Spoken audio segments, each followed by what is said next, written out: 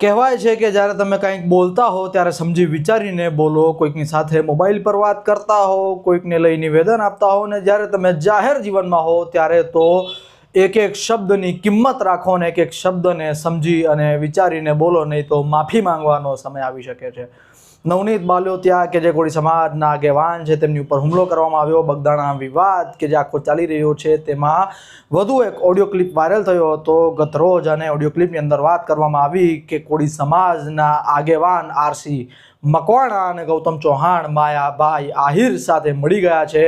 એક audio clip viral થયો જેમાં એવું કહેવામાં આવી રહ્યું હતું કે મેં માયાભાઈ આહિરની ગાડીમાં આરસી મકવાણા અને ગૌતમ ચૌહાણ આ બંનેને બેસી તેમની વાડીએ જતા જોયા છે અને આ લોકો વેચાઈ ગયા છે તેવા કથિત રીતે આક્ષેપો કરવામાં આવ્યા। કથિત રીતે આ ઓડિયો વાયરલ થયો અને હવે આ ઓડિયો વાયરલ થયો તે બાદ માફી માંગવાનો સમય આવ્યો છે આમ આદમી પાર્ટીના આગેવાન વિનુ વેગડનો।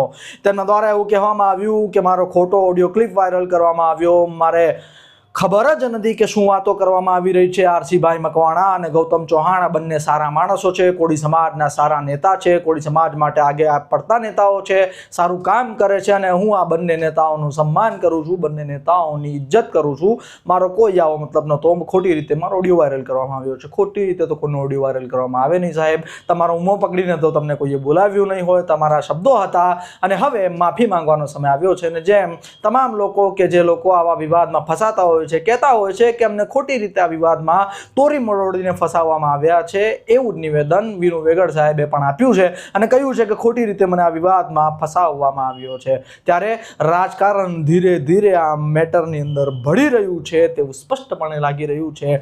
એક બાદ એક નેતાઓ પોતાના રાજકીય રોટલા આ વિવાદ પર શેકી રહ્યા હોય તેવું સ્પષ્ટપણે લાગી રહ્યું છે। અને ગત રોજે જે ઓડિયો ક્લિપ વાયરલ થયો ને ઓડિયો ક્લિપને લઈને જે રીતના આજે ખુલાસા કરવામાં આવ્યા, જે રીતના માફી માંગવામાં આવી, એટલા જ માટે કહીએ છીએ કે બોલો ત્યારે સમજદારી સાથે બોલો, નહીં તો માફી માંગવાનો સમય આવી શકે છે। હજુ તો આ વિવાદને લઈ ઘણા બધા નવા વળાંકો સામે આવતા દેખાઈ જ રહ્યા છે। આશા રાખીએ છીએ કે આ વિવાદનો જલ્દી અંત આવે અને જલ્દીથી આ વિવાદને લઈ કોઈક એવી વાત સામે આવે જે કે આ વિવાદને ડામવાનું કામ કરે ને સાચો ન્યાય જે પણ કોઈ પીડિત છે તેમને મળી શકે અને જેને પણ આ કૃત્ય કર્યું છે તે લોકોને સાચા તેમના અંજામ સુધી પહોંચાડવામાં આવે તેવી ટાઈમ્સ ઓફ ગુજરાત લાગણી રાખે છે। આ વિડીયોમાં હાલ આટલું જ। કેમેરા પર્સન મોઇન કાઝી સાથે મોઈ બોરા, ટાઈમ્સ ઓફ ગુજરાત બ્યુરો।